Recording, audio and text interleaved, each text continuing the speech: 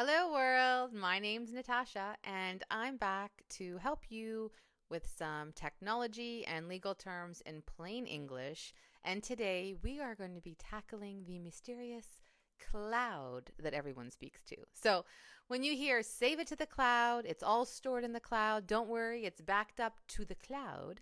If you've ever heard these phrases and wondered, like, what exactly is this cloud you speak of, you're not alone.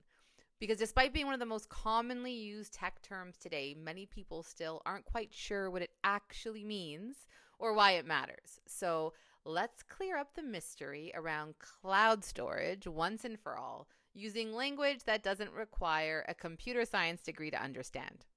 So, first, what is the cloud really? Well, I don't know if you're going to be disappointed by hearing this, but the simple truth is that when we speak of the cloud, we're just really talking about someone else's computer.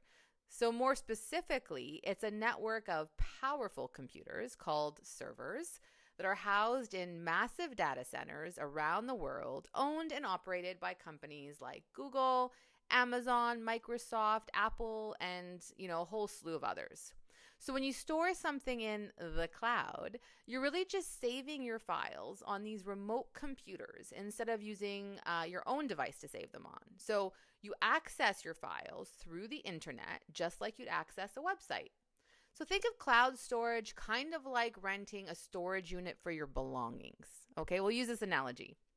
In a traditional storage unit, you rent space in a building. You can store your physical items there. You can access your stuff anytime during business hours.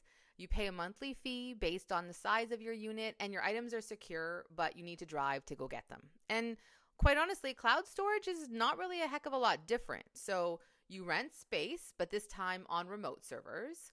You can store your digital files there. You can access your files anytime with an internet connection. And you pay a monthly fee most of the time based on how much storage you use. And your files are secure, but you need internet to access them. So the key difference is that instead of driving to a physical location, you access your digital storage unit through the internet.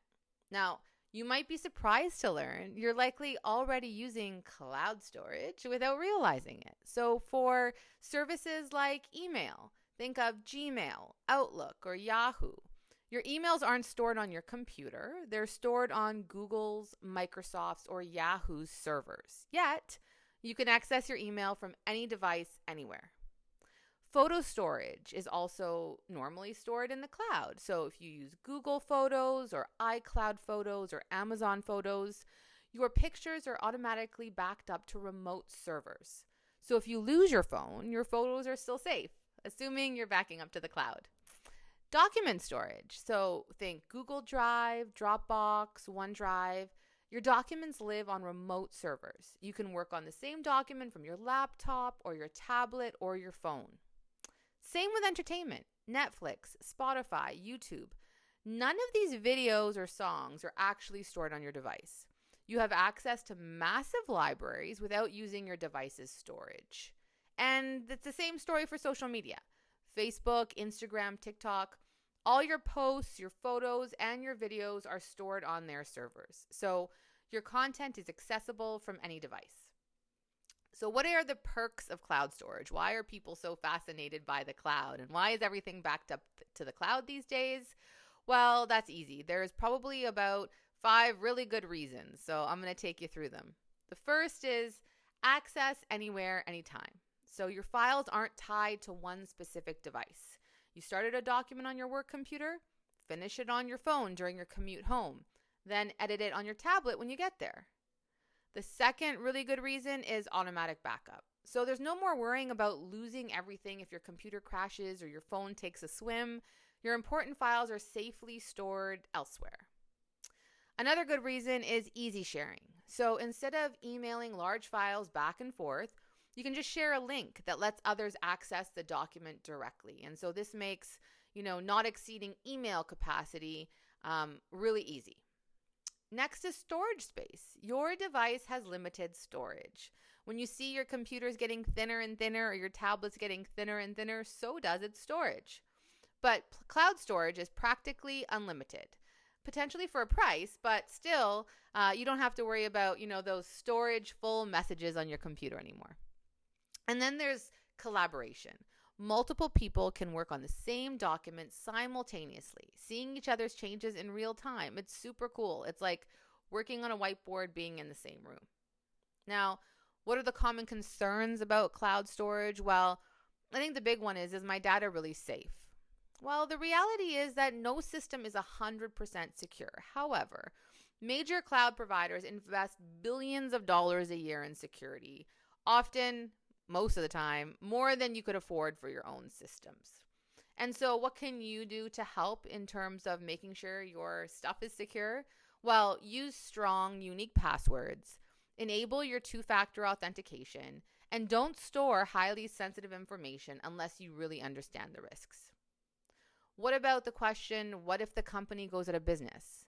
Again, the reality is that major providers like Google, Apple, and Microsoft probably aren't going anywhere anytime soon. But you're right, like smaller companies could disappear. And so what can you do? Well, don't rely on just one service. Periodically download your super important files to your own device and choose established, reputable providers. Now, what about if you don't have internet? Well, I hate to break it to you, but you can't really access cloud stored files without internet. Just like you can't really watch Netflix online without internet. But what you can do is take advantage of the fact that many services offer offline modes that sync files to your device. You should also keep local copies of those really essential files. And then, of course, consider your cloud storage as a complement to, but not a replacement for your local storage. So just like you probably wouldn't save all of your stuff to one device just in case that device fails, don't store all of your stuff to the cloud and nowhere else. That isn't a great decision. And so make smart decisions when it comes to your storage. And so for personal use, start with those free options to see how much storage you actually need. And then consider your ecosystem. If you use an iPhone, an iCloud, and how they integrate seamlessly, and if that's something that you're looking for. And then also think about your internet. Do you have a slow internet connection? Because if you do, you are going to have a very frustrating cloud experience. If you're considering uses for the cloud for your business, consider collaboration needs. Does your team need to work on files together? And then think about compliance, because some industries have specific data storage requirements. And then, of course, as always, plan for growth, plan to scale. Choose a service that can scale with your business. So real quick now, I'm going to give you some best practices, the do's and don'ts of your cloud storage. First, use your cloud storage for files you access from multiple devices. Absolutely. Do take advantage of those automatic backup features. You don't have to worry about manually saving things. Do organize your files with clear folder structures, because the cloud is great for its almost unlimited capability to store files, but you want to be able to find them. Otherwise, there's just really no point. And then regularly review what you're storing and what you're paying for. You might be paying for more than you actually need. Now, what not to do? Don't store your only copy of irreplaceable files in the cloud. Just like you wouldn't store your only copy of irreplaceable files in, one place in your home, like on your computer or on a USB. And then don't share sensitive information through public links, right? Public links are those links that anyone with the link, if they click it, they can access those files. Make sure that you put security controls around links you use for sensitive information. Don't ignore security settings and privacy controls. And then also, don't assume that unlimited storage actually means unlimited. Make sure you read the fine print. So the bottom line is that the cloud isn't a mysterious technology floating in the sky that's kind of out there somewhere.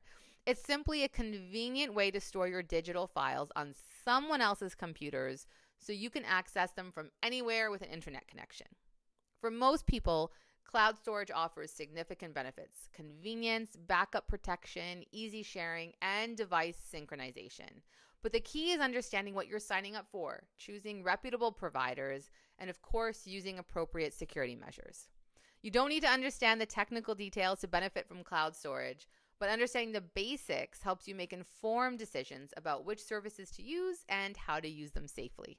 So now, the next time someone mentions storing it in the cloud, you'll know they're really just talking about putting files on remote computers that you can access through the internet. No mystery, no magic, just practical technology that makes your digital life more convenient. So, what other tech or legal terms would you like me to break down into plain English? Message me in the comments.